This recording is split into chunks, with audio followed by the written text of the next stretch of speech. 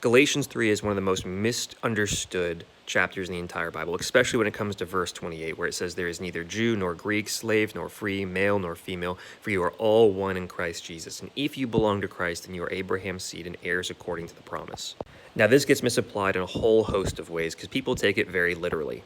But the truth is, when you look at verse 29, where it says Abraham's seed, everything unfolds and makes sense after this if you understand it's about salvation. Paul had spent the entire preceding chapter breaking down which comes first, obedience to the law or faith. And he draws from the Old Testament pointing to Abraham, where it says Abraham had faith in God's promise, his covenant, and it was credited to him as righteousness. And the term righteousness there is translated as law observance.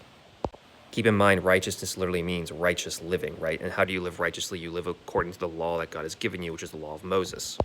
What Paul is doing here is he's using a really interesting term. He's saying everyone who has faith, like Abraham, is Abraham's seed. And he's saying Abraham didn't have the law. Abraham had faith, and that was enough for God to consider him as righteous and to consider him into the covenant. So that should be good enough for everyone else too.